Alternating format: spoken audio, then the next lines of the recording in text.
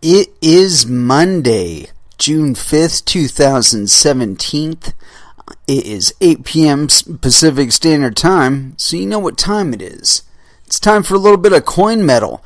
And what an exciting get your ass kicked at Jiu-Jitsu Monday it was. We covered a little bit of double leg takedowns and a little bit of escapes for that. And it was good stuff all the way around. Although, I did notice when I got home, there had been quite a retracement on the old XVG. Man, whoo, that hurt. Oh well, I'm a hodler, so for me, it's just like a Bitcoin hodler. That thing tanks $800 and you're like, and then it bounces back up again. You're like, oh, okay. That's what we're going through right now in XVG. And I know I've kind of alarmed my relatives. I was over at my cousin's house the other day, and I just sold, and then I put in another buy order for a lot lower than I had sold for. And I got over to his house, and just to do it, I just checked. And I started making that noise.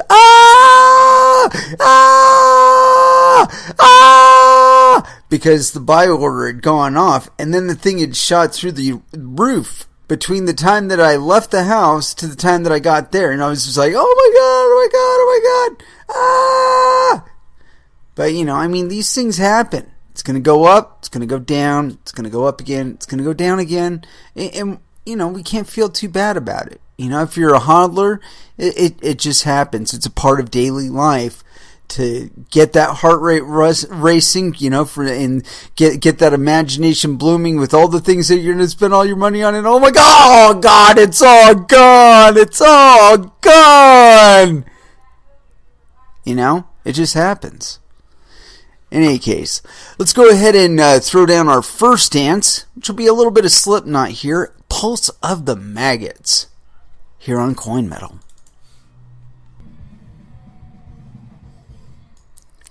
And that was Slayer with Cleanse the Soul. And yeah, you know what? Crypto does need a good soul cleansing. Happens every once in a while, something, some little shakeout, kind of kick everybody in the ass, let them know what's going on. And there has certainly been a lot of that. The last few days on Bittrex have been terribly exciting. Just look at that chart, man. And if you haven't been getting in on that, I don't know what's wrong with you. Everybody and their mother should be talking about that climb from. I'm not even going to go into the climbs. I've been getting the weirdest notifications and the weirdest questions in the XVG IRC chat room. And and actually in other social media venues as well. People keep asking me, when's Verge going to go to $1? And I'm like, fuck, I don't know, man. Don't I wish I knew, because then I would sell like right on the other side of it, and then buy again, and then sell, and then buy, and then, sell, and then buy, because that's what I do. Any case. So yeah, I don't know when Verge will hit the moon, but I'm pretty sure we intend to set up a base there and distribute smart contracts from the moon, because it'll definitely be outside the jurisdiction of the European Union. And I don't really have a direction for today's show. At this point, I'm really glad that I didn't get choked out too much in class. And I have all of my faculties as good as can be anticipated. And I brought up a few tabs here on my old Twitter feed, the old trusty Twitter feed. It always gives me interesting things to talk about. And I actually do have a few interesting things to talk about. And I'm going to start it off with one that I hadn't intended to begin with, but I closed one tab and it opened on this one, and it just struck me as so funny again how the worm is turning in crypto, and how the landscape is changing. You know, it's not just a bunch of guys in their garages, in their closets, with a bunch of miners just hacking away out there, hashing away rather. It's getting a little more mature out there, as we'd always anticipated it would. You know, and I only have to guide you guys back to my YouTube channel. I've been posting these videos for a very long time. And by the way, I have posted the black paper one from last night. If you did not get an opportunity to hear it then, it is available for your viewing pleasure. Of course, without any music, as I'm kind of in a fugue as to handle that one. I mean, I like the music, and that's why I play it. But, you know, there's always that copyright bullshit. And, you know, I don't want to get in any trouble with anybody. I just want to do this fucking show, and I want people to, like, hear the bands that I'm playing, and, you know, maybe discover something about themselves. You know, a band that they never knew they liked, or a style of music that they never knew they liked. I find more often than not, people's objection to metal is their lack of exposure to it. And it's because what they do play on the radio is watered down shit. I'm sorry, Guns N' Roses, you make wonderful music and stuff, but I call it hard rock. I don't call that metal. You know, same thing with Motley Crue. Hard rock, not metal. Exciting hard rock, but not metal. And I think that the contrast there that they get on the other side of that is this stuff that, you know, it sounds like a ogre or the Cookie Monster or something like that, and that's like their exposure to metal. And because of that, they're just like, oh, I hate all metal because it all sounds like that. No, it isn't true. And that's one of the reasons why I do the show and play metal, because I want you to hear it. I want you to hear some of the beauty out there that you've been denying yourself because of this false impression of a genre of music. But in addition to that, though, because this isn't just about metal, this is mostly about coin. And, you know, when I strip out all the music and stuff, I still end up with a solid hour 45 minutes out of 3 hours where I was talking coin. So, you know, please go back and listen to some of the older ones. If you'd like, you can also find some even older ones if you go on to SoundCloud and Mixcloud. One of these days, I'm going to go back and I'm going to take out all of the predictions that I made about coins, and I'll put them all together and just be like, you know, Frank Dashwood's coin recommendations that came out right, or coin predictions that came out right, or something like that. Because I know I've got one or two of them under my belt. You know, and XVG being one of them. I expect really great things for this coin. The developer's always active. I'm always in contact with him. And he's always doing something new for the coin. A lot of the other altcoins out there really don't have that kind of that direct and attentive support that we do here in Verge. That we have an excellent community in our IRC chat room. So, anyway, I wanted to get into articles, and the first one is off of CoinDesk, and I almost fell out of the chair laughing about this one, because, like I was saying before, the worm is definitely turning with regard to cryptocurrencies and government relations with cryptocurrencies, and their understanding of it, and so on and so forth.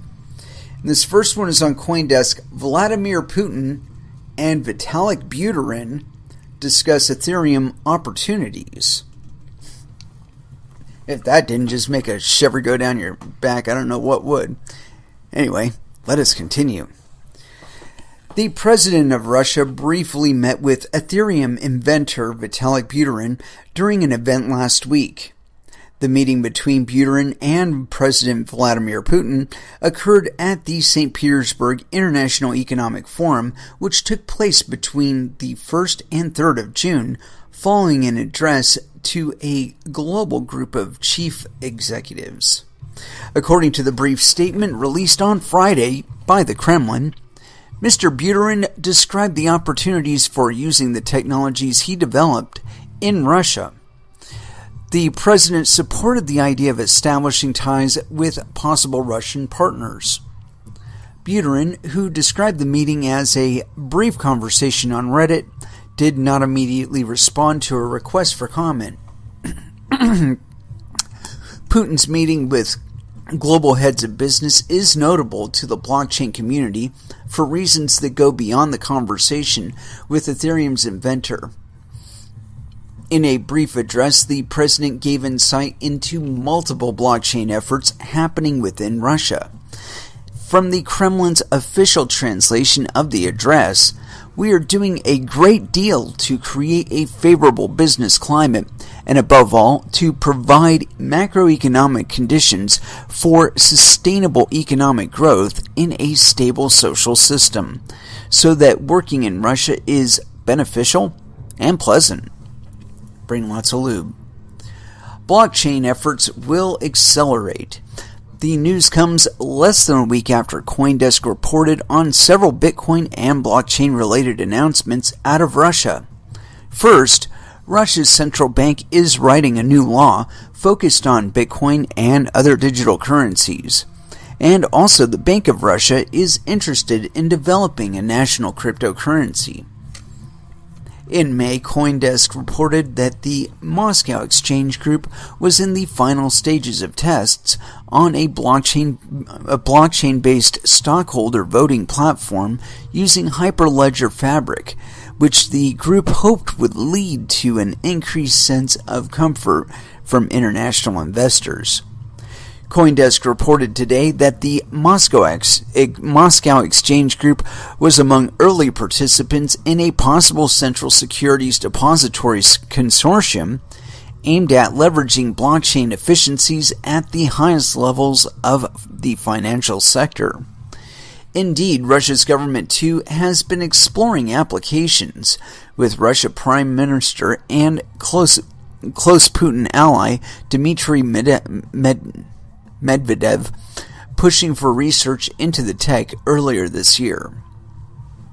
Interesting. We've heard varied reports out of Russia over the years, and I discussed this a little bit last night, that I really believe that cryptocurrency regulation and how national governments decide to address cryptocurrencies is literally the mutually assured destruction game of the 21st century. Because whoever decides to clamp down first is going to be denying themselves potential innovation. I mean, just look at New York. They passed their shit license, and now it's really hard to want to start business in New York. It's really hard to want to deal with people who live in the state of New York, because the regulatory requirements for dealing with people that live in the state of New York are fucking, I don't even know how to put it. I mean, it's just fucking ludicrous. It's absolutely ludicrous. I mean, I would read the fucking thing again, but I read BitLicense once. I did a live reading of it. I'm not doing it again. It was probably the most insane piece of legislation I have ever had the misfortune of reading. The only one that was worse, and I do say it was a little bit worse, was California's version of BitLicense, because that one, dude, if you thought it was bad with Ben Losky getting turned into King Crypto of New York, the overreaching powers that they wish to put in a commissioner in the state of California are like a king, you know?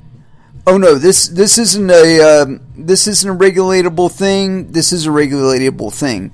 And I mean, he could be completely arbitrary about it too, with very, very little fear, at least within the first 5 to 10 years, of anybody calling him to account for his decisions.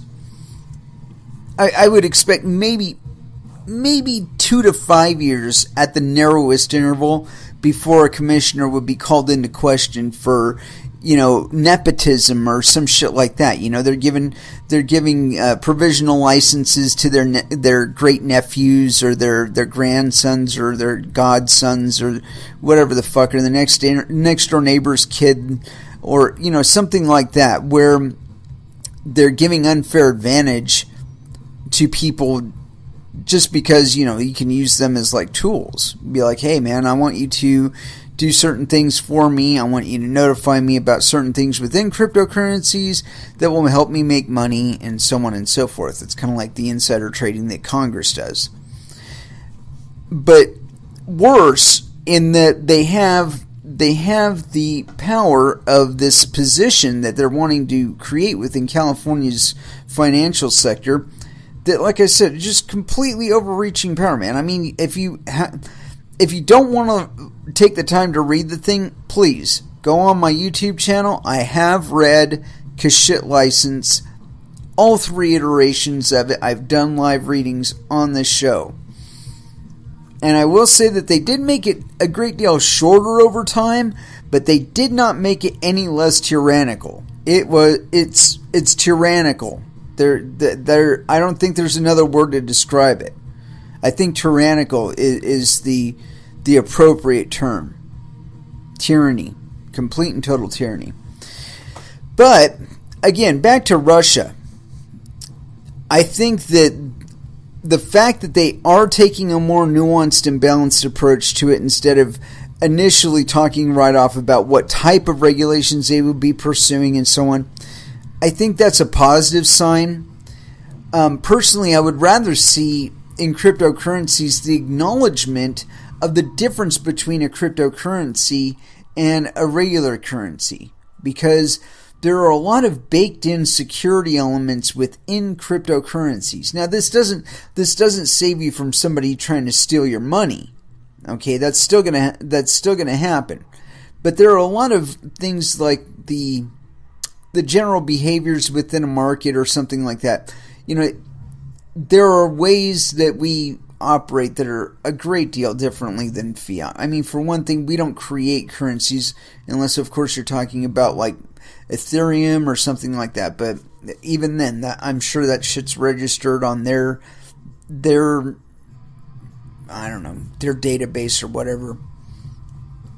And so that if it does have any value and you're marshaling any real value there, that they're keeping tabs on that shit.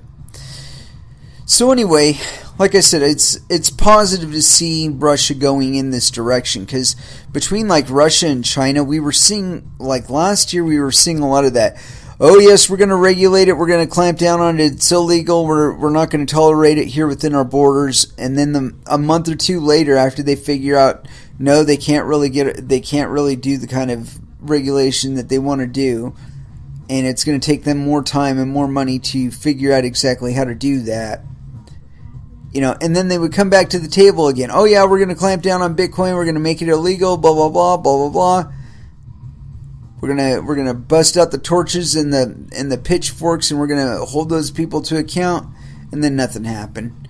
So again, it gives me the feeling, and I'm firmly of the opinion that it is like mutually assured destruction of the 50s to 80s. Where the threat of a superpower having nuclear weapons and potentially using them on another superpower.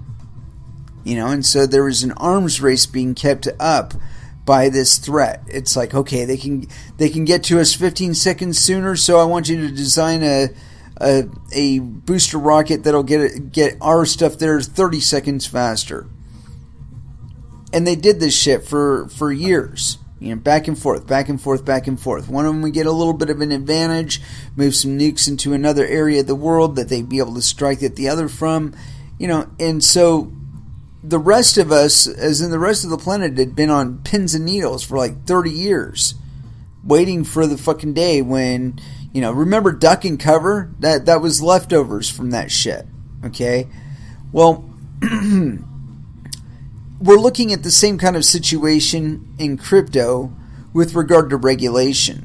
Because again, like I was saying, as soon as somebody clamps down like New York did, you saw the chilling effect that happened in New York. I'm sure Russia takes one look at that and says, well, gosh, if we go about it the way they did in New York, we're going to lose a shit ton of money. And we're going to chase all kinds of innovation out of the country. And that's bad. It's very bad. Because we got a lot of smart people within our borders. A lot of people know how to use computers. It would be really good for us in the 21st century to be able to exist in the cryptosphere unbridled and just running with the rest of the planet. And see, that attitude is obviously happening.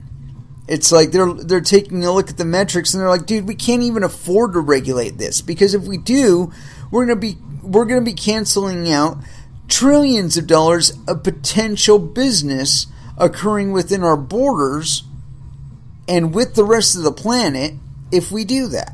And that's bad. It's not a good thing to do.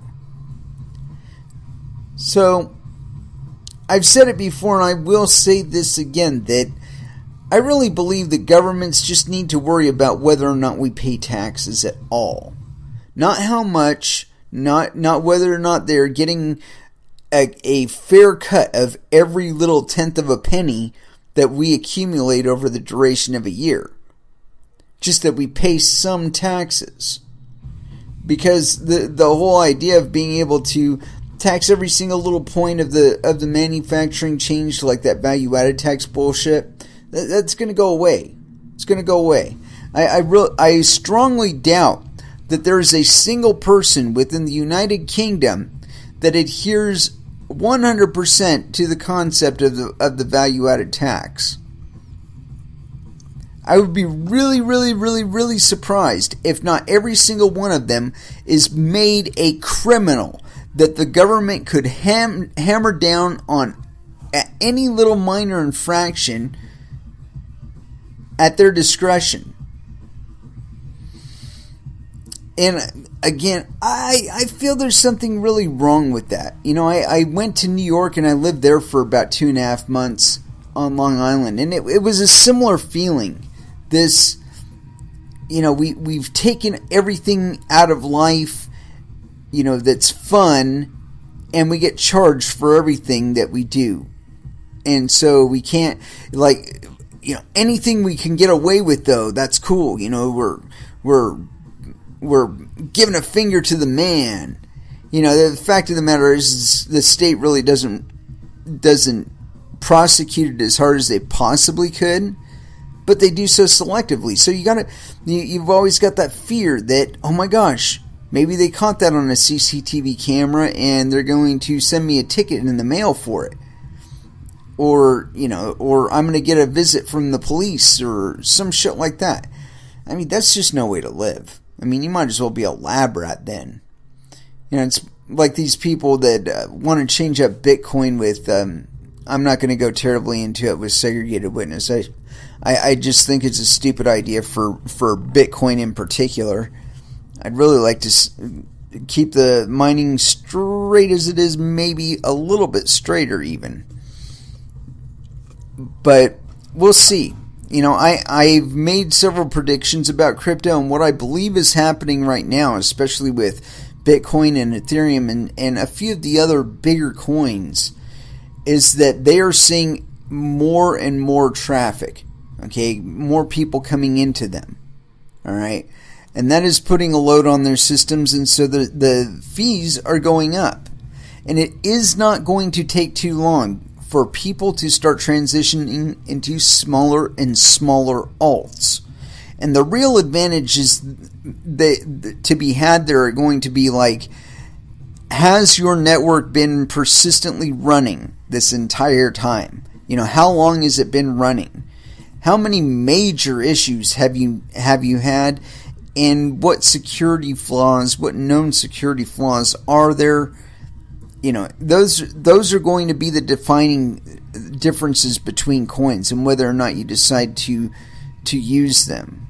What are the basic values of this coin? What are the ways that they do their thing? Am I actually getting the confirmation times, or am I getting a confirmation between a bunch of secondary nodes and it never touches back to the blockchain? Or, how exactly does the thing operate under the hood? And I think that when people are looking at coins that way, they're going to start seeing the actual merits of coins and be valuing them based on things like their proportion to the number of Bitcoin out there, plus how much effort is being put into mining them, how many machines are mining them, how long they've been mining, so on and so forth. These are going to be key important differences between currencies for the average person coming into crypto. They're not necessarily going to come directly into Bitcoin this time around. They're most likely going to come into crypto under the hood of, or under the flag of an altcoin, one either they created or that they purchased on an exchange, or was rained on them, or something to that effect. And I'm already seeing some evidence of this, that we are going to see a migration further and further into the alt space, and that is going to create some competitive nature for Bitcoin. I mean, because really the market is only so large right now. And so even if we are picking up 10-15% of the population, or 10 or 15% more people every year, it's still not a big enough pool of liquidity coming in, even with all the VC capital and all the ICOs and all that other bullshit, that there's not so much money coming in that there isn't another side to it. There will be money on either side of it. That we'll have people in fiat currencies and we'll have people in crypto, but more people are going to be coming in, like I said, straight into alts, because they're going to have lower fees to deal with. They're going to be able to move more money around easier. So same thing. That's one of the big appeals with Verge right now. I mean, even in the hundreds of Satoshis per coin, you can move a shit ton of money around with Verge with a teeny tiny fee by comparison to Bitcoin. Now we're coming into, I believe, the second stage of competition with regard to the Bitcoin market and the development thereof. That we're going to have people viewing these coins as, how reliably can I move monetary value from point A to point B with as little friction as possible? And with, that's why I think we're such a perfect storm with regard to this timing, is because Bitcoin, they can't decide whether or not they want to go up to 2 megabyte blocks, or whether they want to fork the fucking network intentionally. And personally, I think that's just a non-decision. As far as I'm concerned, on the last halvening, we should have gone to 2, possibly even 4 megabyte blocks at that time. We wouldn't even be having this issue.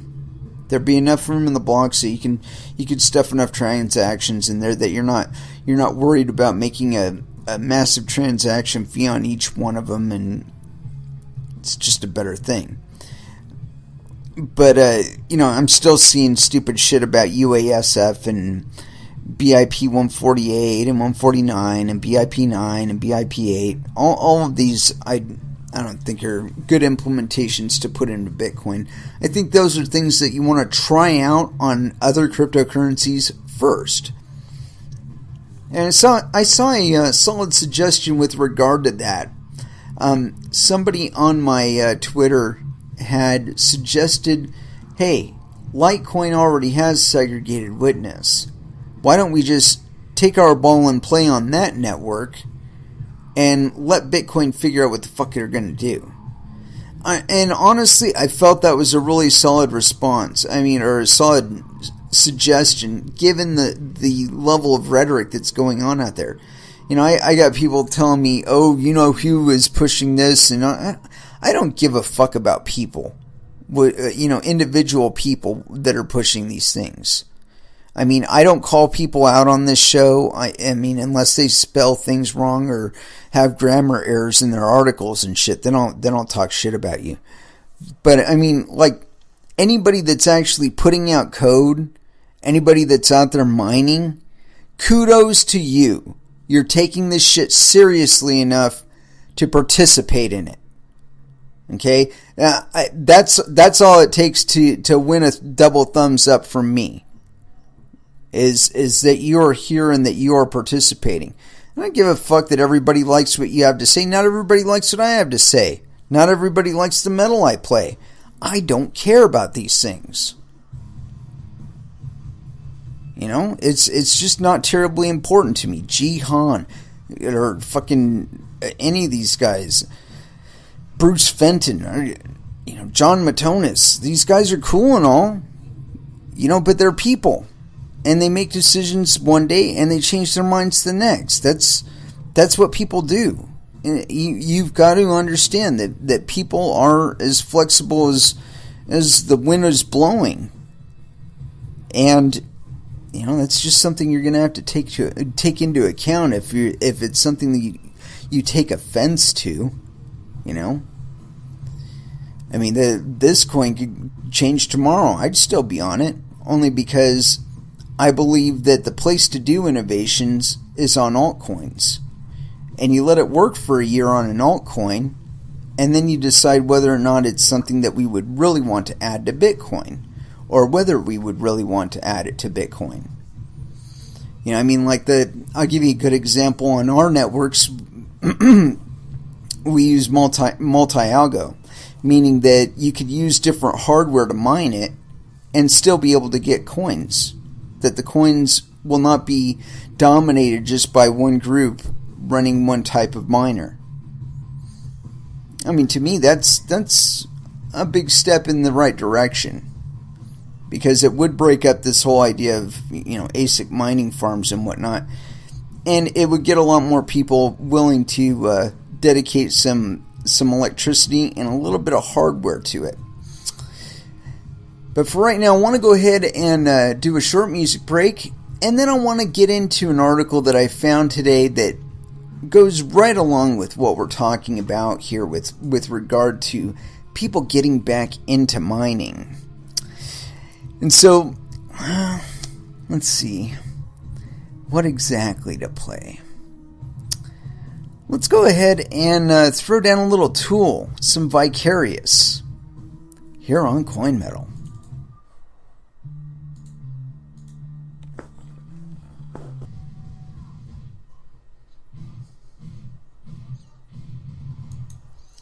And that was Metallica with Damage Incorporated. And I was just doing a little bit of reining the old IRC and making my people happy. I like it. Anywho, as I was saying, on the previous side of the music break, and I'm doing like three things at once here. I did have an interesting article here, and I had been predicting this a while ago. And again, if you go back and you listen to some of my older shows, you'll catch the little predictions I've made, and they might be a little some of the other ones I've made, though, are completely still out there. Ones like Verge, I expect Verge to do very well, but that is something to happen later on. Hasn't quite happened yet. You might be looking at the chart thinking, fuck, it's happened. I don't think so. Anyway, continuing on, I predicted a while ago that if we saw any issue with regard to Bitcoin, that there would be growing interest with regard to altcoins, that people would take altcoins a little more seriously, and that this would start more interest in mining. I also predicted that if Bitcoin's price went up significantly, that too would bolster an additional interest in mining. And yes, it has happened as I had predicted, and it will continue to happen. I believe that it will continue to happen. Anyway, this one is on btc.icymi.email unlikely what? Anyway, I don't even recognize this website. But anyway, here it is. This one, I guess it's from Bitcoin something, just another network site. I don't know. Anyway, this is by Brian, and this was written on June 5th of 2017. Unlikely Bitcoin play. Digital currency mining is boosting demand for AMD's video cards, or graphics cards rather. Number one, the dramatic jump in digital currency prices this year is driving demand for AMD graphics cards, according to the gaming market. According to the gaming market. What the fuck? Brian, really, dude? I'm not going to read these bullet points because I have a feeling that I'm going to have to go through down here and probably read them again. Oh, no wonder. This is from CNBC. God damn it. I hate it when people do that shit. Fucking goddamn son of a bitch. Oh well. It's from CNBC. Okay. AMD tells CNBC the newest resurgent cryptocurrency mining markets are driving demand for its graphics cards. Unlikely play, blah, blah, blah. There may be another way for investors to play the Bitcoin and the surging cryptocurrency trend. The dramatic jump in digital currency prices this year is driving demand for AMD graphics cards, according to the company. The gaming market remains our priority. We are seeing solid demand for our Polaris-based offerings in the gaming and newly resurgent cryptocurrency mining markets based on the strong performance we are delivering, an AMD spokesperson wrote in an email to CNBC. Ethereum cryptocurrency is up over 2,800% year-to-date through Sunday, while Bitcoin is up about 160% this year, according to data from industry website CoinDesk. Cryptocurrency miners use graphics cards from AMD and NVIDIA to mine new coins, which can then be sold or held for future appreciation. AMD traditionally has a better reputation for mining cryptocurrencies. Computer hardware retailers, including Newegg, Best Buy, Amazon, are sold out of most AMD RX 570 and RX 580 graphics card models as of midday on Monday. AMD launched the RX 500 series of graphics cards on April 18th. Now in stock's AMD RX 570 tracker. Wow. Source nowinstock.net, the strong demand is spreading to older graphics cards as well. Used AMD RX 470 graphics cards are selling for well over $100 list price on eBay. Not surprisingly, auction sellers are taking advantage of this trend by adding cryptocurrency names to their product listings. eBay RX 470 card listing. Source eBay. This isn't the first time the cryptocurrency craze has led to graphics card shortages. Toward the end of 2013, Bitcoin and Litecoin miners caused a similar shortage by snagging every AMD Radeon graphics card they could collectively get their hands on, PC Gamer wrote on Monday.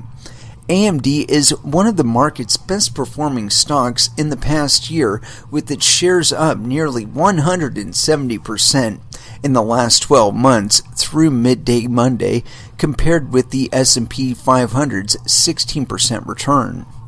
However, the shares are down over 25% during the last few months. The company's 52-week high roughly coincided with the March 2nd launch of its new Ryzen line of desktop processors, which disappointed some gamers. Yes. Very, very good.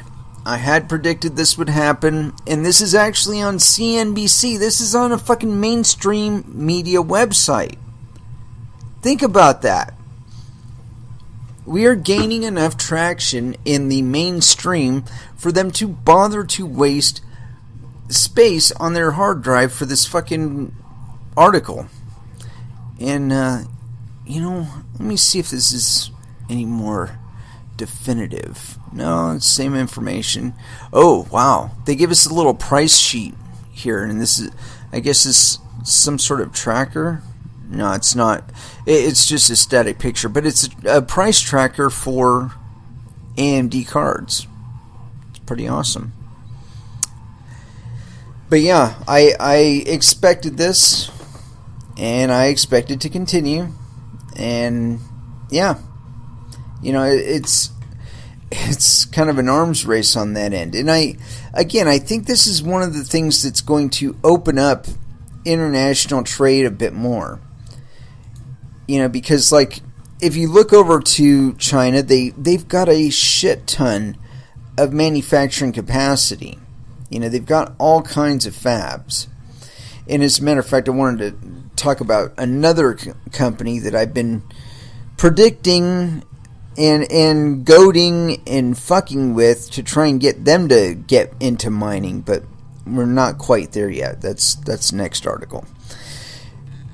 But like I said, the whole thing with mining is it's a way for the average person, just the average Joe, somebody like me, somebody like you, to get a computer, fire it up, and participate in this fucking thing.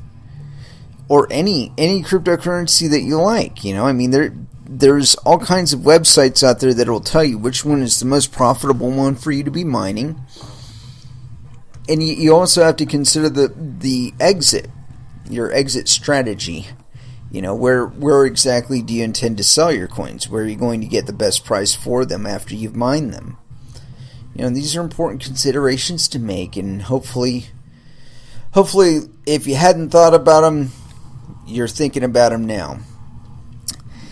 But anyway, I made a practice over the last, I want to say 3 or 4 years of kicking the chip manufacturers out there, IBM, NVIDIA, AMD, Intel, kicking them square in the balls and talking shit to them about why aren't you taking on the mining community? Why aren't you addressing these people? Because there's obviously a burgeoning market out there. I mean, really, we're taxing the shit out of the fucking GPU market.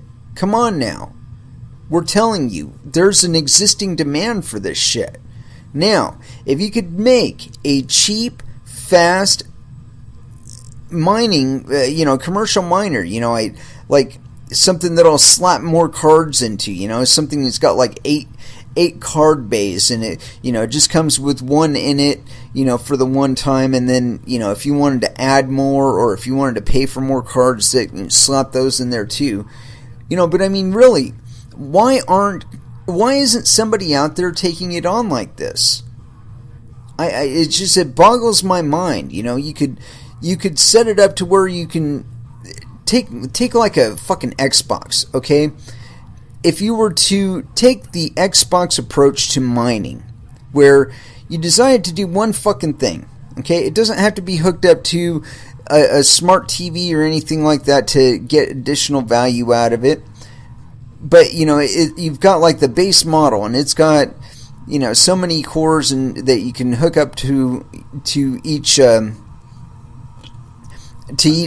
miner on your on the network, so say you've got like 4 by default, and that's on board, right? And then on top of that, you have additional card bays, so you just like slap them in there, right? And these cards run, $300 to $500, and they are going to be the place where you are going to be tweaking your speed the fastest, your speed interval the fastest.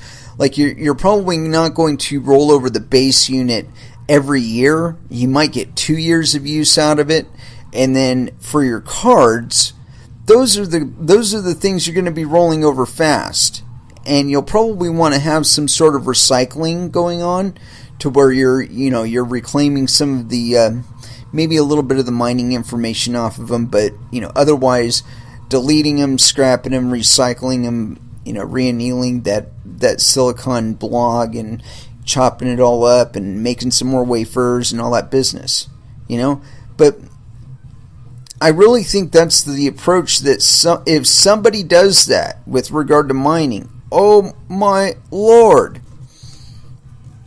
I mean, think about it. Like you got like a $150 base unit, right? And then your cards, maybe they run anywhere from $100 to $500, right?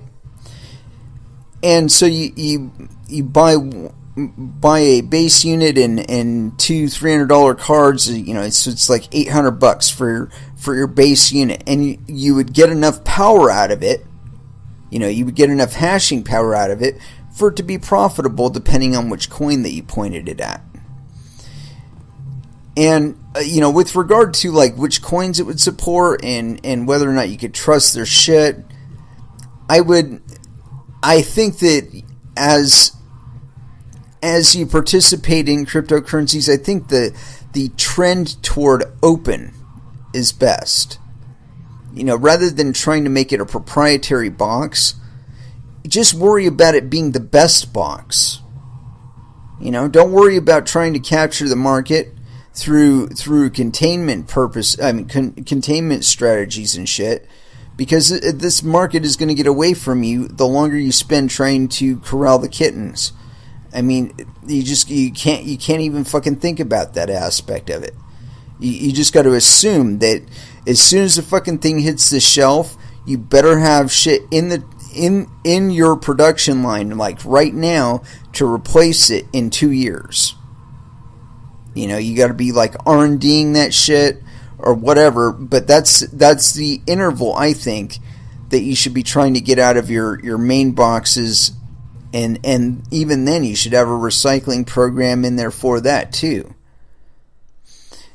But there's been this trend, and I'm starting to see the pendulum swing back, and I think we've kind of hit that inflection point where all of your devices that you get these days that have any kind of network access or network function, they suck up bandwidth. And there's been this trend to make you do work for other people while not compensating you. I'll give you an example. The Xbox, as a matter of fact, is the epitome of this, okay? So let's break down the Xbox. I mean, really, this is like rape in a box. Okay, I'm sorry to categorize it that way for those of us who are sensitive to it, but you know what? I'm sorry, I'm not the most sensitive person, and this is my show, so I get to say what I want. But seriously, the box, you pay for the box. Okay, you get the box with no games in it. Now, you can, if you pay $70 a year, get access to the network, and you can get some free services and all that other shit, but they're keeping track of all that crap, and they're monetizing that crap. Like when you play Pandora on there, if you've got the Kinect on there, it's monitoring your every fucking movement in your household, and if you're really paying attention to the commercials that'll play, they will be tailored to your exact activity at that moment. Okay? I'll be listening to Pandora while I'm working on my vehicle, and the ads that it plays are for, like, O'Reilly Car Auto Parts. I mean, I can practically remember the fucking name, the words of the song for it, Anyway, so they play that. They play, what's the other thing they play? Car dealerships. car dealership ads. So it's not, it's like, are you giving up hope on your thing? You should just go buy a new car, dude. Point being that it's very, very intrusive. And you agree to that shit when you do the license agreement and all that. But really, like, I just want them to pay attention to the songs that they play and which ones that I qualify, say yes to. Anyway, but I digress.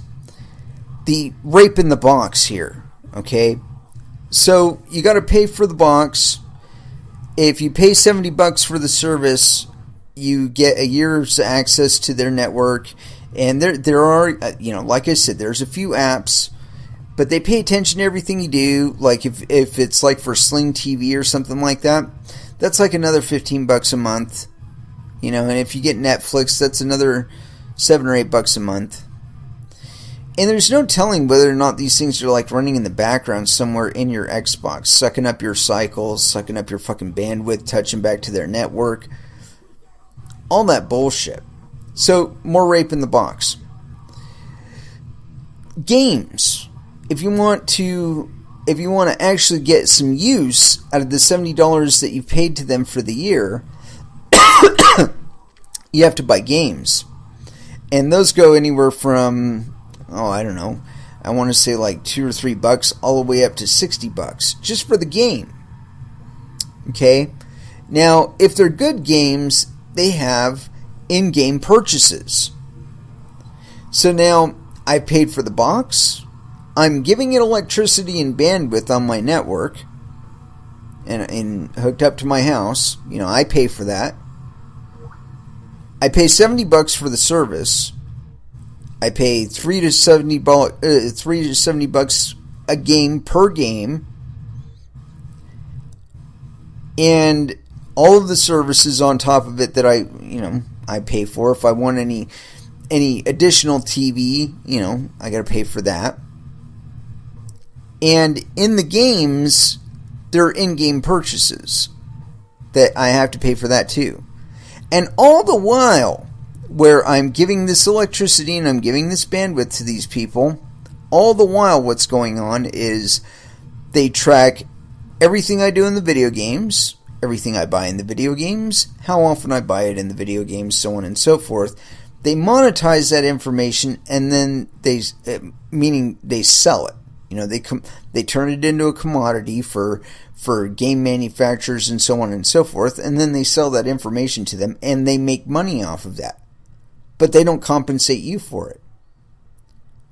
You're giving them money for the box and the game and the in-game purchases and you're paying for the electricity and you're paying for the bandwidth, but you're not getting any of the value out of it other than the ephemeral experiences that you're getting from playing the fucking video game. Now, really, when you break all of it down like that, where you're throwing, I don't know, $200 or $300 at this fucking box every single year,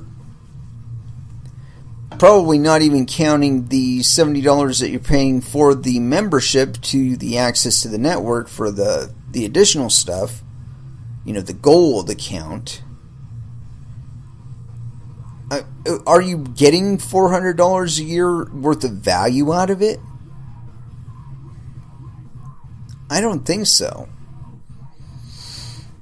And so when I'm looking at mining, I'm looking at it as something that you can pay for the base model. You could pay for the cards, 1 or 2 or 3 or 4. Say there's 8 card bays on it, right? And be getting value out of it. Okay, so yes, you're giving it some electricity and you're giving it some bandwidth, but you're also giving that to a global financial network that's allowing commerce to happen all over the fucking planet.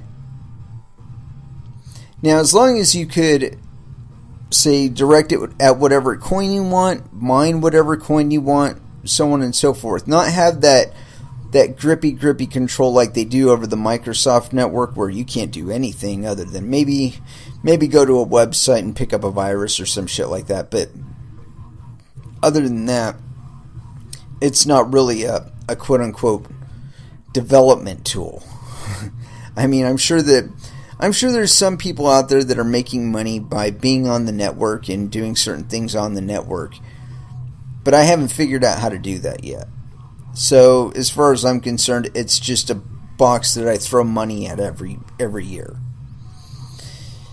And yeah, like I said, I don't think I'm getting enough value out of it. I think I'd get far more value out of it if I were getting, 500 mega hashes a card for my 8 cards that were humming along. That would be fucking pimp. Anyway, let's go ahead and throw down a little bit of music, and then we will get back into some articles here. And as far as what to put on, I was hearing some whining earlier, and I don't really like whining. I don't like whining, and I don't like begging. And so, fuck it. Anthrax, Blood, off Persistence of Time, here on Coin Metal.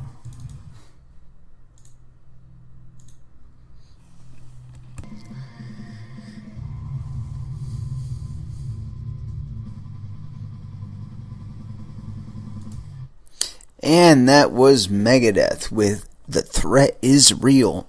And that's off of their latest contribution to society there, Dystopia. I had to say, I really enjoyed that album. Front to back, it's proven to be a solid Megadeth release. And I did want to get right back into articles here, and one that really caught my attention. And it's a little bit along the lines of what we were talking about right before the music break there. And IBM, like I was saying, I regularly like to go to their Twitter feed and just give them a nice little love tap in the balls. Nice foot square between the testes there. And here it is. IBM creates a new transistor type for 5 nanometer silicon chips.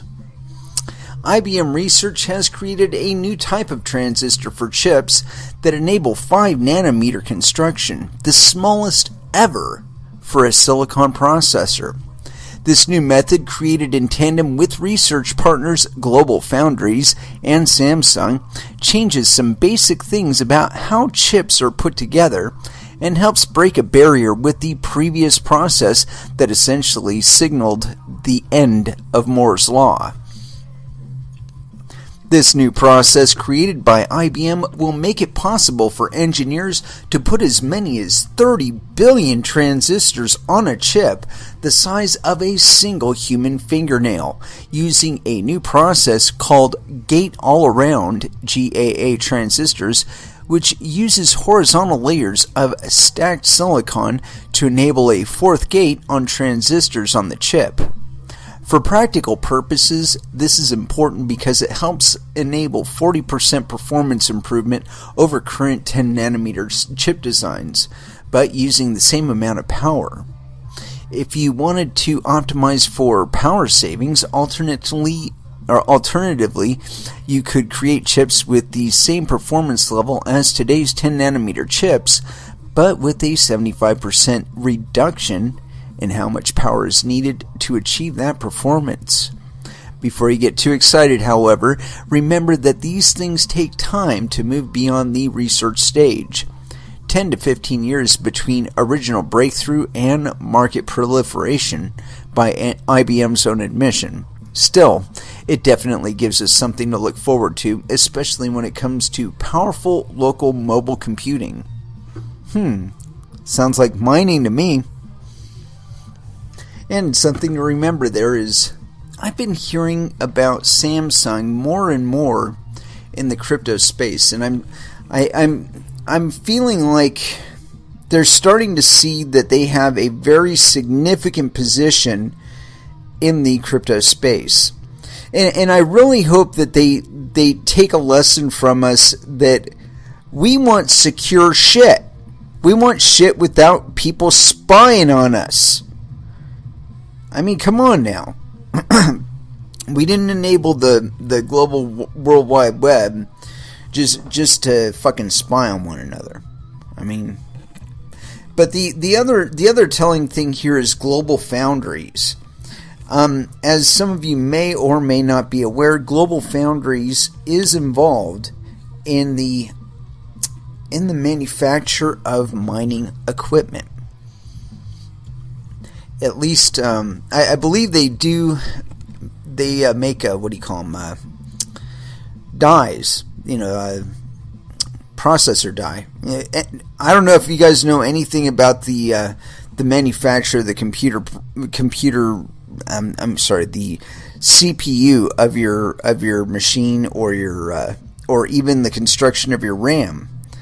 But this whole process, as a matter of fact, if you find this article on TechCrunch, the guy in the video is holding a wafer, and it's actually in the industry of chip manufacture. That particular wafer is, I believe, a 12-inch wafer, and I can't tell you how many die are on it, but I could tell you it's probably hundreds of die. So he's like literally holding thousands upon thousands of dollars worth of fucking processors in his hand in one wafer. See, what they do is they make they etch all of the circuitry for the die on the silicon wafer, and then they break it up and then they package it, and then it goes on your motherboard, and all is golden or all sucks. See, I actually worked in one of those fabs, and it's kind of fun, really. I mean, if you're really into what you're doing, it can be fun. But you got to be really into, keeping everything running tip top, keeping that production flow going. But in any case, I think this is going to bleed further into one of my previous predictions that we are going to see another boost in mining. I can't imagine that chip manufacturers are going to sit around and watch all this money bouncing off the sidelines to fabs in China and shit, and not be wanting to get a cut of it. I can't see it happening. I expect in the near future, probably 1-2 years. I think this year will be the clarion call to hardware manufacturers, specifically GPU manufacturers and video card manufacturers, where they're looking at this market and they're saying, dude, there's all this money that could be spent on our hardware that's not being spent on our hardware because we are not manufacturing our shit fast enough. There's demand out there that we are not addressing because we do not have the production capacity at the moment to address it. And the longer we fuck around, the more of that money we're going to fucking lose. And the bigger chance that somebody's going to come along and fill that void. Because, I mean, right now that void is growing. And American manufacturers had better get on the fucking ball and get us back competitive on this fucking mining thing. We're supposedly so efficient, I heard all kinds of bragging when I was in manufacturing about how efficient we are by comparison to other countries. And you know what? I'm not seeing it. I'm seeing us getting our asses kicked. And honestly, I don't think we need to live in fabs and all that stuff in order to make it successful here. I don't think we have to farm it out to fucking prison labor or some shit like that either. I think that we could probably replace another 30 to 50% of the people that are on the line at fab chip plants. And I would actually have to look at their production line to be able to tell you that definitively. But in all honesty, I think that's the truth. And I think we got to quit fighting it too. Because the fact of the matter is that we all don't need to work in a fucking factory. There's enough brain power, there's enough creativity going on between those fucking ears of yours that you do not need to sit in front of a fucking computer for 12 hours a day watching production flows. You just don't need to do it. That being said, what else to do? Well, I think that the world that cryptocurrencies are opening up for us, I think, is radically different from what we've ever seen, really. I think an era of plenitude and prosperity, the likes of which humans have never seen, is upon us. And I really think that in a lot of ways we're dropping the ball. But, that's to be expected in the first steps. I think the burst out that we're seeing in cryptocurrencies and the vast amount of interest that it's drawing in as short a period as it's actually been going. I mean, really, this has been going since 2009. We're on the verge of busting a $100 billion market cap. And that's just what's on the surface. I'm sure there's way more than that invested behind the scenes. A lot of people jockeying around trying to take advantage of this technology. But the big problem that I think a lot of them are facing is the open nature of cryptocurrencies and blockchains. Getting over the idea that the shit's going to be public, but yeah, it's going to be encrypted. So if you've got the keys with it to see it, you can see it, and everybody else just sees a bunch of jumbled shit. And I think when we start facing that and being honest with what we can be honest about, then we'll be able to fully take advantage of this shit. But as long as we're trying to hide shit from other people and trying to create scenarios where you have to hide shit from people, or you're going to be considered a criminal and you're going to go to jail and you're going to get all kinds of fines and regulatory bullshit and morass and all that, I really think it's time for that kind of mentality. That you have to contain every little aspect of your economy, and you have to tax every little fucking breath that every person makes from the first production step on to the last. I think that needs to go away. Just because you can do a thing doesn't mean you need to do a thing, or that you should do a thing.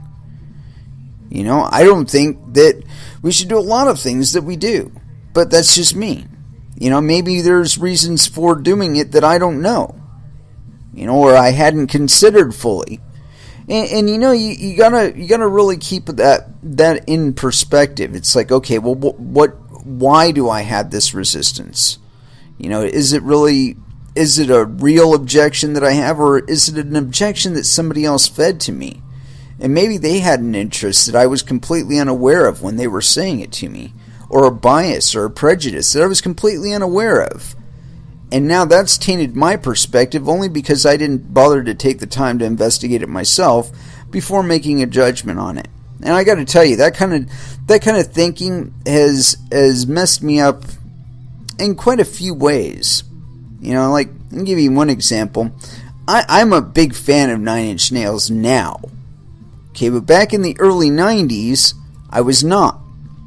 And unbeknownst to me, there was a guy that was working in Trent Reznor's road crew occasionally when they would come through. I don't remember like the particulars on that. I just know that he could have got me backstage passes to the Nine Inch Nails concert, and I did not go because I did not like Nine Inch Nails at the time. I love Nine Inch Nails now, and I'm sure if I'd actually gone to a Nine Inch Nails show back then, I would have been a lifelong Nine Inch Nails fan. But again, I let a perspective that somebody else had told me about Nine Inch Nails color my entire judgment on how I held them. And so, like I said, I feel now like I really kind of denied myself a really good experience only because I just didn't understand what was being offered to me at the time, and it was because, again, I'd gone with just a perspective that somebody else had given to me. And, you just got to challenge those within yourself, and it's clear that you're probably in the habit of doing that just by the fact that you're listening to this show. I mean, really, think about how far you had to go to get here. You had to question your fealty to the national currency that you normally transact in. Or you had to be interested in other possibilities. I mean, that's a major jump for anybody. I mean, it's a major jump. Not too long ago, gods issued currency according to somebody, or determined valuation for currencies according to somebody. But, as far as everybody else was concerned, everybody operating within that economy, that was what they went with, And then we had kings, and then we had governments doing it, and now we have private banks doing it, and what a wonderful job they're doing. But think about how far you as an individual had to come, conceptually, philosophically, all of that, just to get to cryptocurrencies, just to have enough interest in them to listen to a radio show that's attached to an altcoin. I mean, you had to come to Bitcoin first, probably, at least an article or an introduction by a friend. But then you had to take it seriously enough to follow it up to find out that there's such a thing as altcoins. And then you had to dig a little bit deeper into that and find out that there's such a thing as anonymous altcoins, and that's where you find us. So, with that level of questing and curiosity in your mind, I'm sure it shouldn't be any trouble for you to grasp 99.999% of the stuff going on this here show. In any case, yes, IBM creating new transistor, very, very important, very good. Keep it going, IBM. Make some commercial grade miners, please. We need them. And, wow. I really like my Twitter feed because I get a lot of different perspectives on it, and it's always enlightening. I always find something on it that just makes me want to I don't know, makes me want to thank somebody for having gone through the trouble of writing it. And this one, I don't know too much about it. I like the title of it because there's so many social assumptions, and it's bubbling with them, and I think I feel the need to take it on here. This one is on theguardian.com. Forget far-right populism. Crypto-anarchists are the new masters.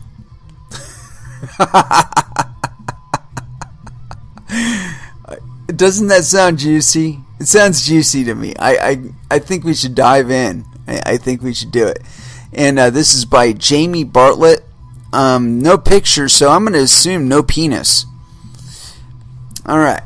Far-right populism, crypto-anarchists are the new masters. Many are concerned about the internet's role in politics, but more worrying is the digital tsunami poised to engulf us as machine intelligence and a rising tech elite radically restructure life as we know it. Those who mistakenly thought 2016 was an anomaly, a series of unprecedented events, should have a few remaining doubts. Marine Le Pen may have stuttered, but still picked up almost 11 million votes. Her opponent, the quote-unquote normal candidate, was leader of a party only 1 year old. The ongoing terror attacks, fake news panic, Trump's tweets, and James Comey last year never really ended. It just carried straight on into this one. After decades of exaggerated prediction, the internet is finally transforming politics. but not only in the way the digital prophets expected. The 90s, you may recall, were awash with optimism about our online future. Limitless information and total connection would make us more informed, less bigoted, and kinder citizens. But the internet is an overwhelming mess of competing facts, claims, blogs, data, propaganda, misinformation, investigative journalism, charts, different charts, commentary, and reportage. It's not the slow and careful politicians who have thrived in this busy environment. It's the people with these shareable cut-through messages. Donald Trump might very well be the first truly social media politician. His emotion-filled, simplistic blasts are perfect for the medium. As a result, society is currently gripped by a curious consensus that the internet has conspired with right-wing populists to sew up the future of politics. Noting the emergence of populist strongmen and demagogues who seem to be digitized wizards like recovering Twitter addict Trump and violent opponents who seem only to bolster their support, many are comparing, with certain grim fascination, our current turbulence with the 1930s. That is a very short-term view of things. The supremacy of the populist right is not the inevitable future. The rise of the right is better seen as an early skirmish in a much longer and far more significant technology-led restructuring of our politics and society. Digital technology has helped the populist right for now, but it will soon swallow them up, along with many other political movements unable or unwilling to see how the world is changing. Consider for a moment how your life has changed thanks to digital technology.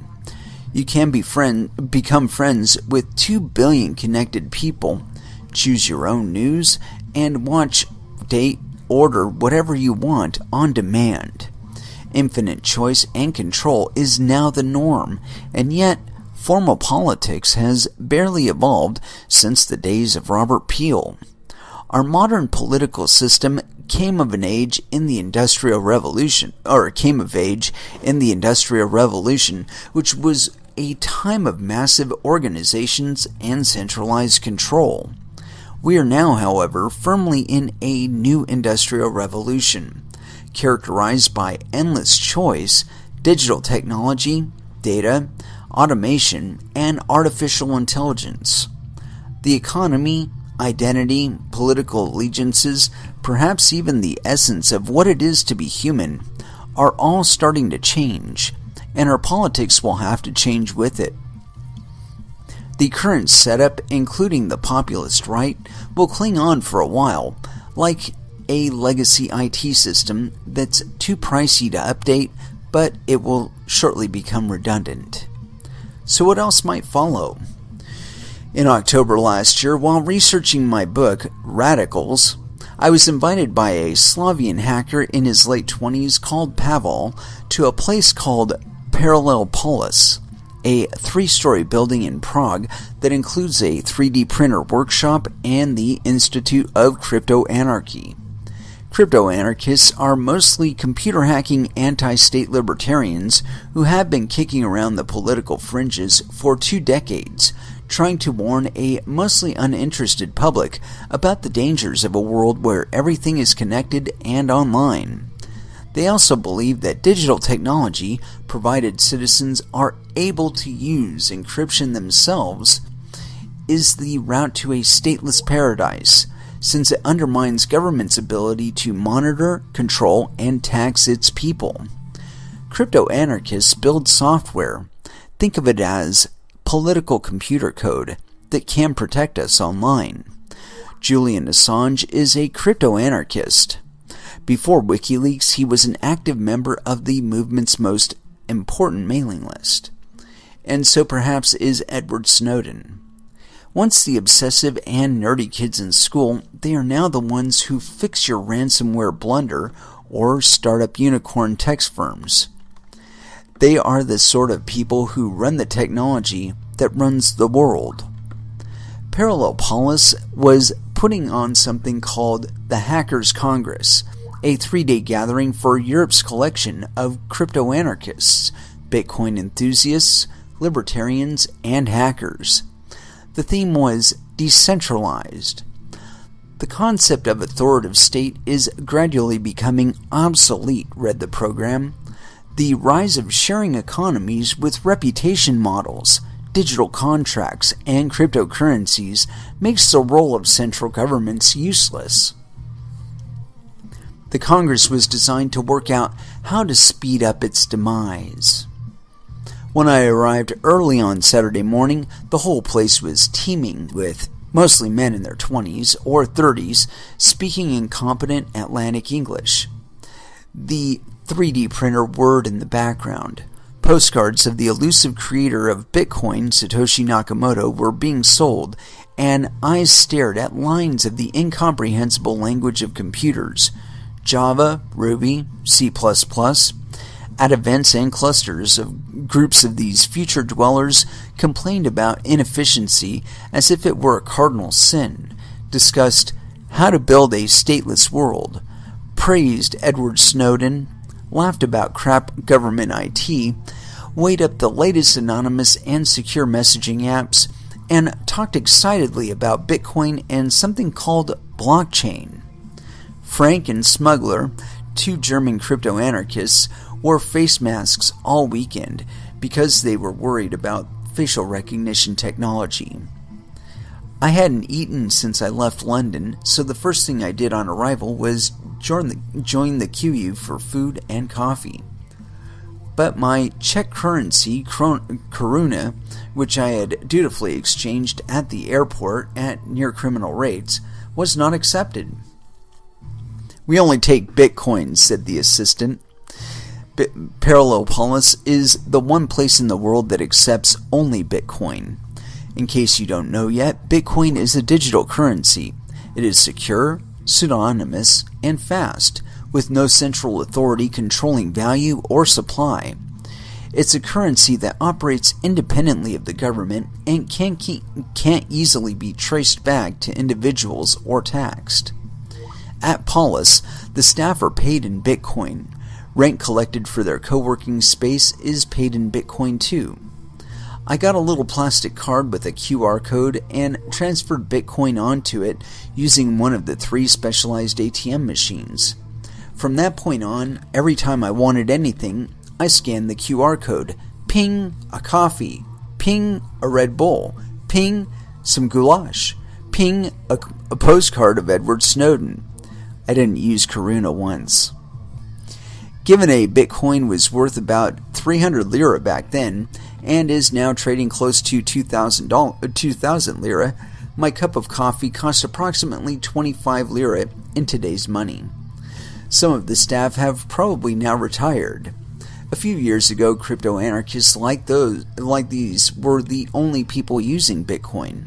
Even though it's now used by millions of people and accepted at a growing number of businesses as a legitimate form of money, it was originally designed by a crypto-anarchist as a neat way of undermining central banks' control over the money supply. It is a revolutionary idea wrapped up as efficiency gain. Bitcoin is more than a currency. It's a new way of handling information. It uses blockchain, which is a technique to create a massive distributed, tamper-proof database that anyone can add to, but no one can delete, because no one controls it. Millions of pounds of investment are pouring into Bitcoin and blockchain from governments, banks, IT, and financial services, all excitedly eyeing up a novel way to store information or prove asset ownership securely. Specialists reckon it's as revolutionary as the internet itself. Crypto-anarchy is taking over the world. Since millions now unwittingly rely on it for online security, and more are scrambling after blockchain and Bitcoin ideas, desperate not to be left behind, At Parallel Polis, the idea of wholesale adoption of crypto-anarchism by society is met with shrugged shoulders, and obviously they have smirks. That governments, businesses, and friendly liberal types are falling over themselves to import exciting new tech that has been explicitly designed to undermine them is a bit of an inside joke. Most of us chase their latest shiny toys and have no real understanding of what we're doing. The rise of crypto-anarchism might be good news for individual users, and there are plenty working on ways of using this technology for decent social purposes, but it's also bad news for governments. It's not a direct path, but digital technology tends to empower the individual at the expense of the state. Police forces complain that they can't keep up with new forms of online crime, partly because the spread of freely available encryption tools, yeah, fuck you too. Information of all types, secrets, copyright, creative content, illegal images, is becoming increasingly difficult to contain and control. The rash of ransomware is certainly going to get worse, exposing the fragility of our always connected systems. It's easily available to buy on the darknet, a network of hidden websites that are difficult to censor and accessed with an anonymous web browser. Who knows where this might end? A representative from something called BitNation explained to Parallel Polis how an entire nation could one day be provided online via an uncontrollable, uncensorable digital network, where groups of citizens could club together to privately commission public services. BitNation's founder, Suzanne Tarkowski Tempelhoff, hopes BitNation could one day replace the nation-state and rid us of bureaucrats, creating a world of a million competing digital nations, as she later told me. And that is just the tip of the iceberg. As the theme of the Congress suggests, digital technology like Bitcoin is a disruptive force of decentralization.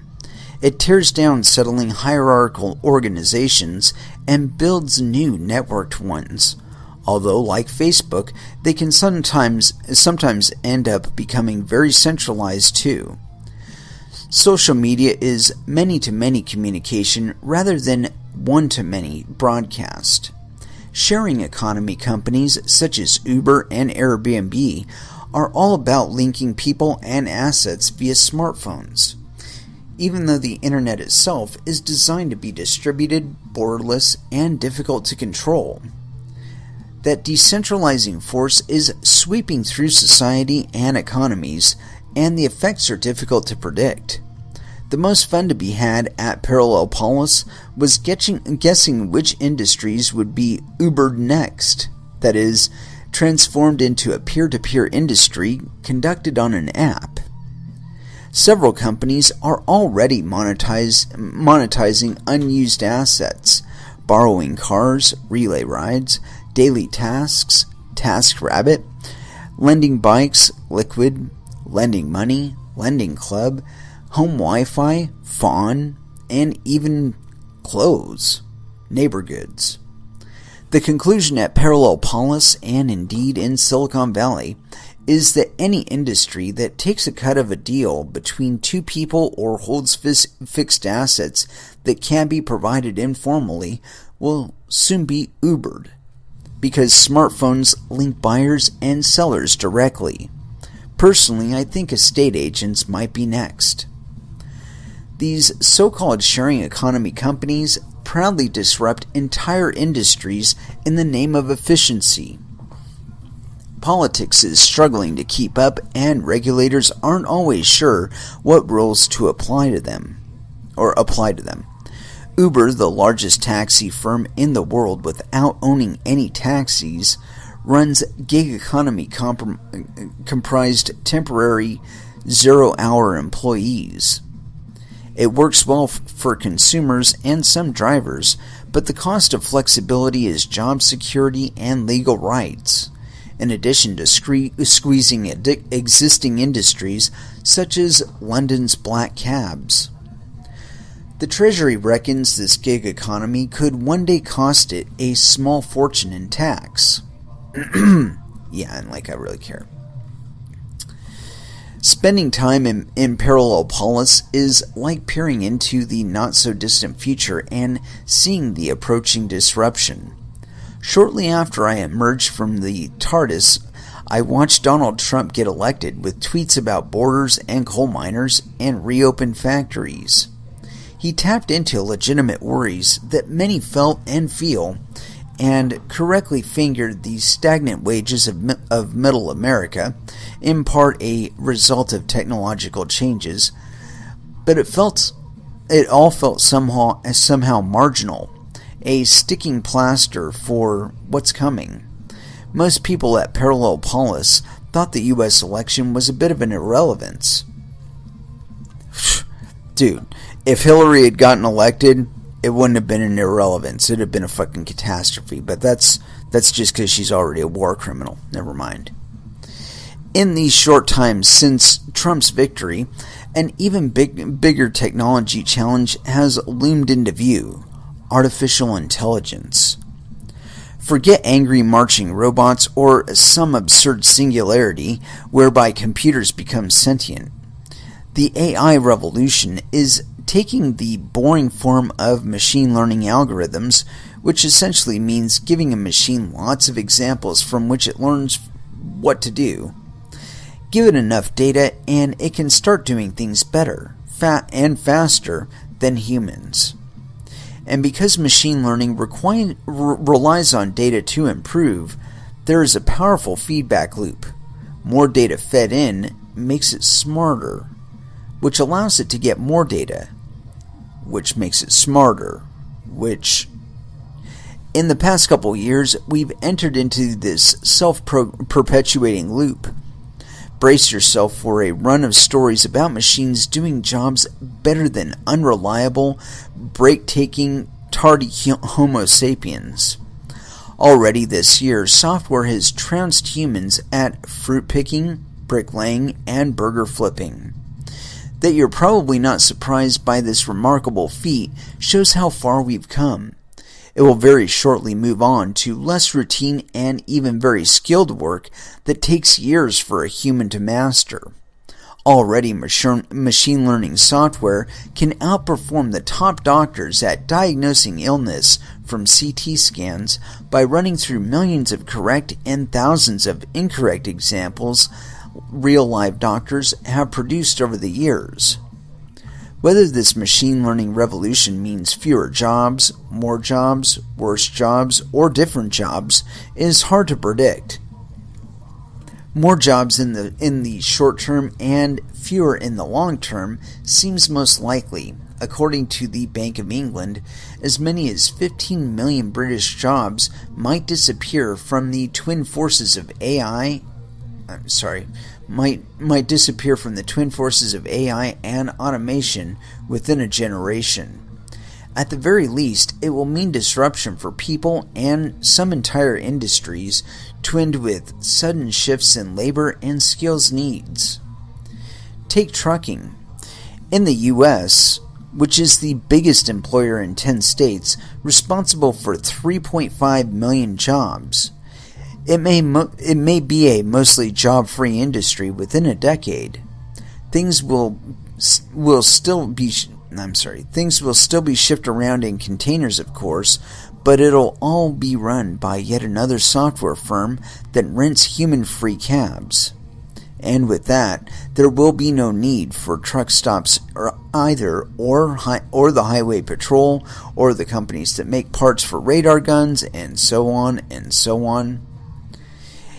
If large numbers of tax-paying classes disappear or are reduced to precarious freelances, what happens? The techno-optimist, the one that bounced around the parallel polis echo chamber, says we'll create new jobs, free people from the drudgery of dull work, and all arc toward progress and freedom. The stock solution will doubtless be for the hapless to retrain for better, more creative, more meaningful jobs, putting aside the dubious evidence for whether that actually works. Retrain for what exactly? The best we appear capable of at the moment is software programming and coding.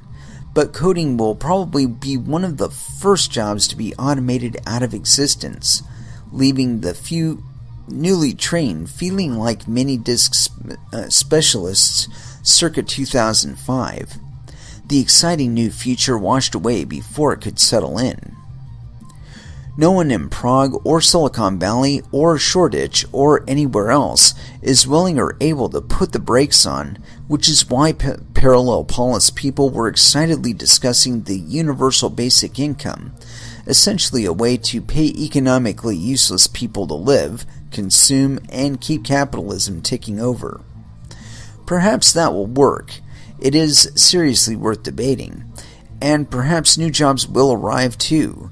But also possible is a dystopia in which millions of economically valueless citizens scratch out an existence as a client class, while a small number of tech mega monopolies and crypto-anarchist geniuses rack up unprecedented wealth and influence. No one really knows where this ends up. At present, technology stands outside the messy business of politics, but in a couple of elections' time, AI, big tech, the sharing economy will be discussed as angrily as immigration or the NHS now. Does anyone seriously believe that Jeremy Corbyn or Theresa May or Tim Farron or Nicola Sturgeon have the foggiest clue about any of this and what to do about it? I've not even mentioned climate change, synthetic biology, the continued mass movement of people, billions of connected internet-enabled devices. To most politicians, even the left, which once imagined that its white heat would forge a better world, technology is mainly viewed as a job creator or deliverer of efficiency. The phrase center of innovation is the digital equivalent of motherhood and apple pie. No right-minded politician could ever oppose it. True, things are slowly changing, and there's more about digital technology in this round of manifestos than ever before. The conservatives promise a digital charter. The Lib Dems mention artificial intelligence, and Jeremy Corbyn launched a special digital manifesto last year. Maybe I'm expecting too much. And maybe citizens don't care enough either. But none of this yet amounts to a vision that matches the scale of what's going on. And what of the populist right, with their focus on culture, borders, immigration, and sticking it to the establishment? When asked about the future of artificial intelligence and automation, U.S. Treasury Secretary Steven Mnuchin replied, "It's not even on our radar screen," and he's not worried at all. A few weeks ago, his boss climbed into a huge rig wearing an I Love Trucks badge. Just as nearly everyone in Silicon Valley agreed that artificial intelligence was about to decimate the industry, Trump might be able to stop the immigrants or slow outsourcing for a while, but who will stop the robots and these smiling data scientists? The little Trumps, Le Pen, Farage, Wilders, etc., aren't much better. Their concern with burkas and bankers means technology, the real driving force in society today, isn't in their sights. The one MP that actually understood Bitcoin, Douglas Carswell, recently resigned, probably to take a job somewhere in the cryptosphere. The politics of right-wing populism won't go without a colossal struggle, of course, because it is, in part at least, a reaction to changes digital technology has already wrought. In the short term, it might even strengthen. If the walls don't keep people out, promises aren't kept, wages stagnate, jobs don't reappear, taxes don't get raised, then disappointment fuels disillusion, and we enter a spiral of ever-deepening radicalism. but the collapse of the center ground of politics into which noisy populists have barged is also creating room for others. The French leftist politician Jean-Luc Mélenchon, his deliciously pointless 100% income tax rate on top earners, Bernie Sanders, Podemos, Occupy, the Women's Equality Party. In Italy, comedian Beppe Grillo's internet-based five-star movement defies placement on the left-right political spectrum and is currently leading in Italian polls. Let's see how much longer this thing is. I got a couple more paragraphs here. Things are opening up in politics, so perhaps a better comparison than the 1930s for our age is the 1820s. That period witnessed what must have felt at the time like unprecedented change and confusion. The onset of industrialization, political revolution and counter-revolution, great leaps in science, and the first railways. A British Prime Minister was assassinated. Luddites smashed machines, fearing that the power loom, that generation's artificial intelligence, would create mass unemployment. But the turmoil and instability of the last industrial revolution did not thrust us inexorably into the arms of tyrants. It did, however, shake up old assumptions as never before, stimulating a flowering of ideas, some of which were stirrings of the modern world, working-class consciousness, extended, albeit limited, suffrage, factory acts, socialist theory, Catholic emancipation, and utilitarianism. At some point, and probably sooner than we think, the current left and right offerings of the major parties, including, perhaps especially, the populist, will start to appear ludicrous and unworkable. New political movements and ideas will arrive before long, and this industrial revolution, especially once the majority of the population will soon have grown up online, it will be politics that offer solutions to the challenges society will face, and be bold enough to steer technology rather than be led by it, to harness it rather than dismiss it, to see it as a motor of social change, not just a job maker. Perhaps there will be some back-to-the-earth, off-grid thinking reminiscent of the 1970s. There are already small hints of it if you look in the right places. Bricks through Google bus windows and digital detox days. I'm not sure. More likely is that groups like the Prague crypto-anarchists, who will embrace the changes and experiment with entirely new forms of government and society, will emerge. After all, they were right about digital technology, about surveillance, and Bitcoin, and most of us ignored them. And for better or for worse, I think they're probably right about this too. Excellent article. Oh my god, it was terribly long, but it was an excellent article. And I want to give props to Jamie Bartlett. I'm assuming no penis. Excellent article, girl. If you are a guy, my apologies. Jamie, you should probably designate that. Yeah, excellent article, and I think there's quite a bit of foresight in there. You know, that I really do think that we are reshaping the political spectrum.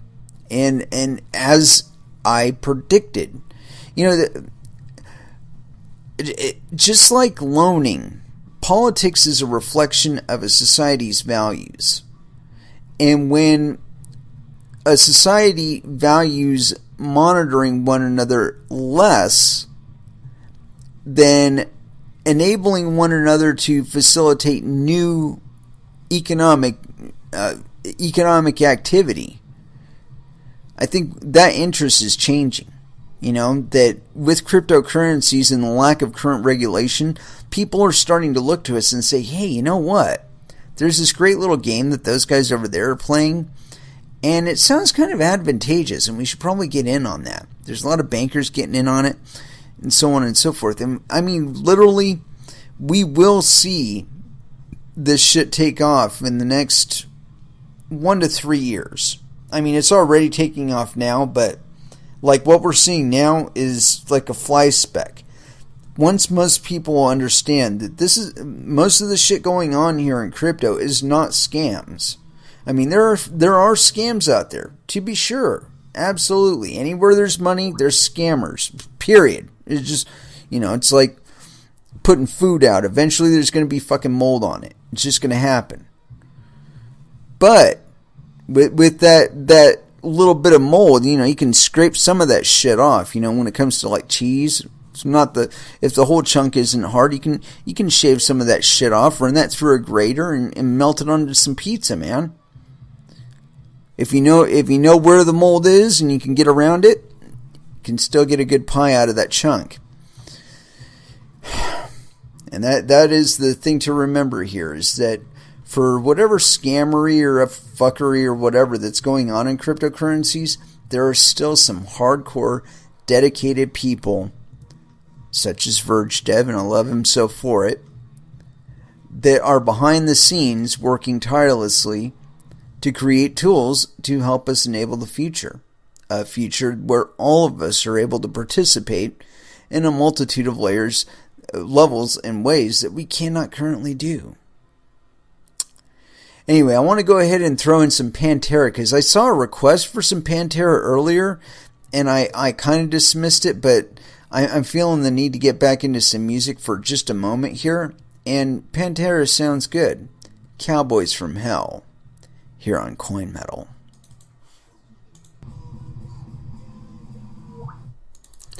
And that was Slayer. Gotta have a little Slayer in a life, in the name of God.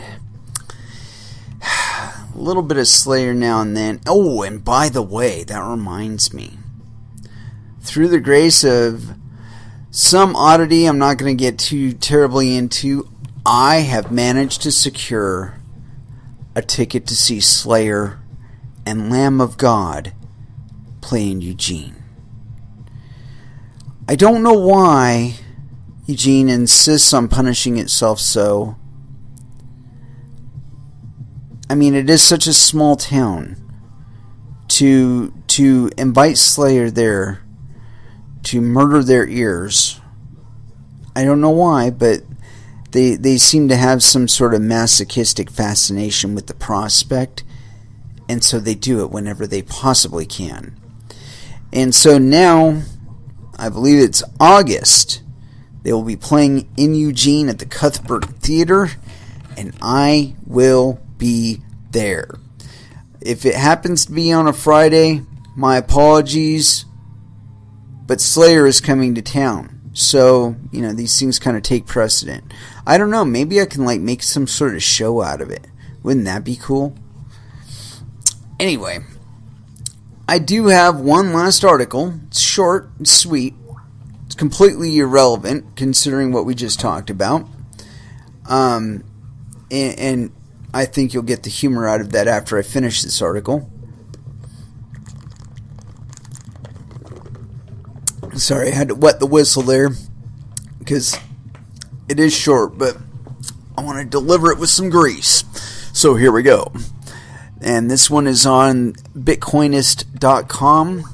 EU, Interpol form titanium consortium to stop criminal use of virtual currencies. And this was written by Wilma Wu. I'm assuming no penis. The European Union's latest attempt to centralize data from decentralized systems comes in the form of dark web project Titanium. Consortium tackles criminal use of dark web, sponsored by the Austrian Institute of Technology, GmbH, AIT, under the auspices of the European Commission. A 15-strong consortium made up of 7 EU member states will look at how to prevent criminal use of the dark web and virtual currencies. Titanium, which stands for tools for the investigation of transactions in underground markets, is mostly a response to the WannaCry cyber attack, which severely compromised businesses and other organizations within the 28-member bloc. Criminal and terrorist activities related to virtual currencies and darknet markets evolve quickly and vary in technical sophistication, resilience, and intended targets, Coordinator Ross King said in a press release issued today about the project. Spotlight on EU versus data privacy. The EU is in the midst of attempting to sign into law wide-reaching legislation which could see the most draconian controls on cryptocurrency usage anywhere in the world. Under plans formalized in March, wallet users would be legally obliged to link their personal identities to their cryptocurrency stash. This, the EU says, is in order to combat the risks related to anonymity. The latest push, ostensibly aimed solely at dark web users utilizing blockchain-based technology for illicit means, makes it clear that law-abiding citizens need not fear any threats to their privacy.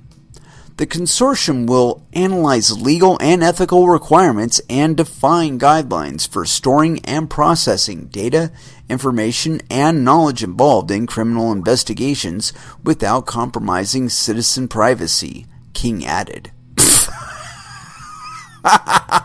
That's like trying to make an omelet without breaking an egg. Lawmakers against WannaCry-style cyber criminals. As with any attempt to divine truth from dark web transactions, however, the process will likely not be easy. Criminal parties using the internet underworld on a regular basis employ a plethora of obfuscatory measures, hoping to mitigate the traces left behind while using Bitcoin. Nevertheless, recent studies have shown despite the availability of more anonymous cryptocurrencies, Bitcoin is still the transaction medium of choice on the dark web. As such, identifying common practices underpinning transactions of interest will be the central task of the law enforcement agencies, including Interpol, partnering with the AIT on Titanium. As per the press release, they will aim to develop and implement tools to reveal common characteristics of criminal transactions, detect anomalies in their usage, and identify money laundering techniques. Wow. Remember what I was saying earlier about that kind of mutually assured destruction? It sounds like the EU and Interpol are trying to hopelessly cripple the economies of the 28 member states of the EU. Because any kind of... I've talked about this several times on the show, and I'll continue to mention it. As long as I'm getting these stupid articles saying this stupid shit, I'm going to keep talking about this. That WannaCry and all of that. See, I personally, I think WannaCry was a test of a new taxation model. That's just me. But something really important to talk about with regard to that particular hack, or the software that was involved in it, and other tools that are currently available, or have been made available, been disseminated to the open public, that I should say, that are meant to do far worse than WannaCry. And the original source of this software was the NSA, or rather a third party that the NSA was contracting with. But the point being is the NSA requested the creation of these tools. Now, the fact that they were disseminated to the public, that was an eventuality. You should know. I mean, if the internet has shown us anything, It's that if it's digital, it can be shared on the internet. And it will most likely be disseminated to parties that you do not want to have it disseminated to. I mean, it's like people forget about these mass hackings. You hear about Target, the retailer, Target getting hit.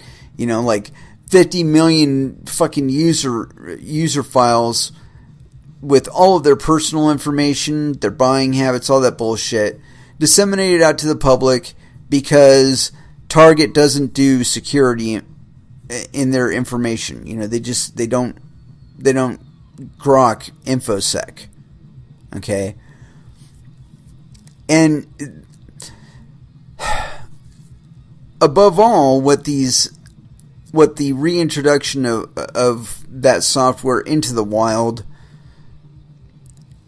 if it was just, stupid hackers that want money, and I shouldn't say stupid, but hackers that want money, that's one thing. But I don't think that's the case. I think that with regard to the ransomware, it served multiple functions. If people actually paid, it gave them more Bitcoin to sell on the open market, which very, very few people paid in Bitcoin.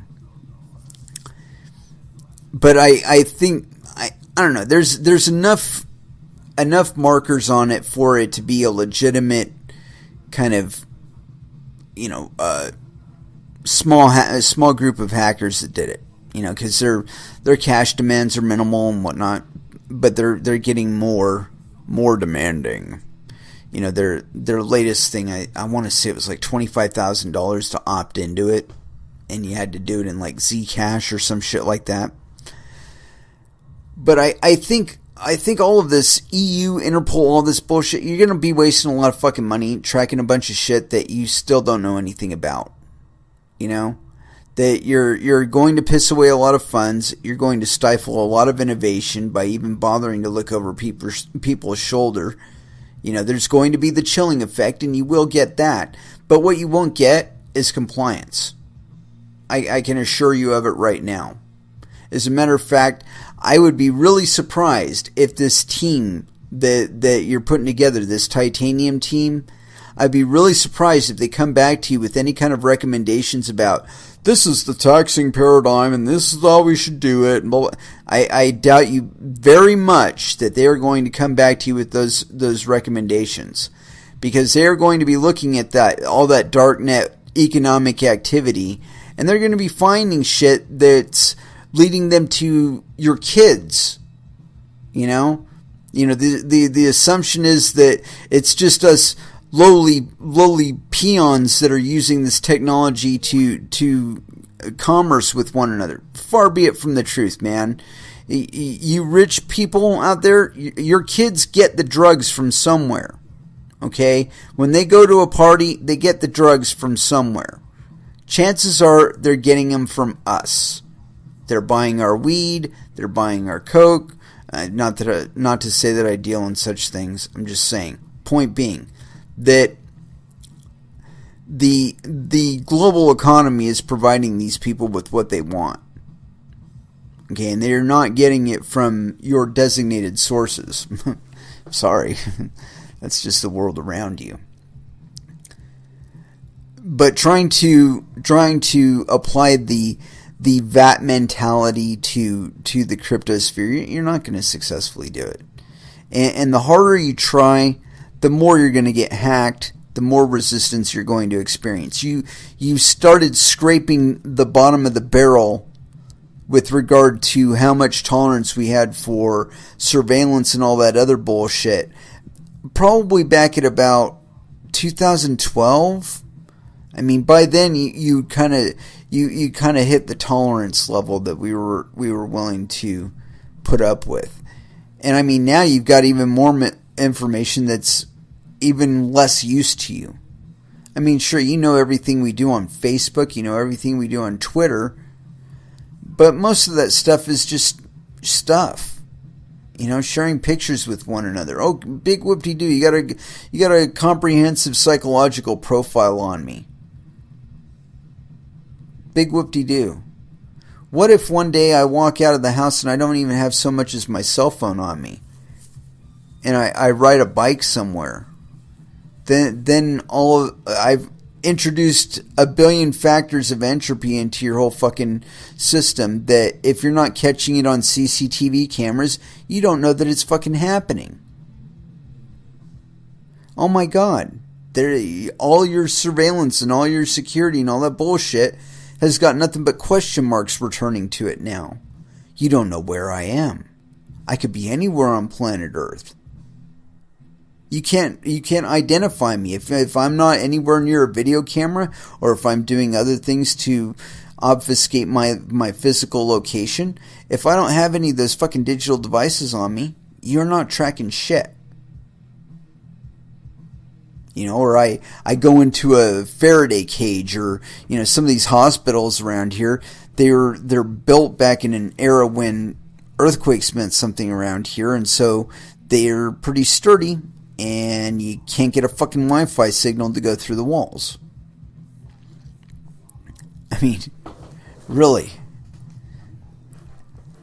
I mean, you can think you can control shit, but control is an illusion. And the more you try to achieve it, the greater chaos you're gonna cause on the other side of it. You know? And I mean, we see it with the success of things like WannaCry. I'm sure there were a lot of people that were affected by that were unintended targets. That were just, you know, they were within the line of fire or some shit. You know, I always say it on video games. If you don't want to get shot, stay out of my line of fire. There you go. But anyway, we're going to go ahead and close out this episode. We're coming up on the last 5 minutes. We usually like to stick in a last dance for the evening. I hope we've learned some stuff today, but given the tenor of the articles that I've been reading, there's still this grasp for control, an illusory control that you will never achieve, but you can always try and reach for. And I think at this point, we really ought to stop trying to fool ourselves about it. The world doesn't want to be monitored like a fucking lab rat. And that is that, folks. So, we will be back on Wednesday, 8 p.m. Pacific Standard Time. And until then, I want you to trade safe, because it is scary out there, especially in the XVG right now. I want you to do your homework, because what's legal right now, these guys may try and apply some fucking law and make it illegal tomorrow. And watch out for your own bunghole, because there is nobody else out there that's going to do it for you. Thank you very much for listening, and y'all have an excellent evening.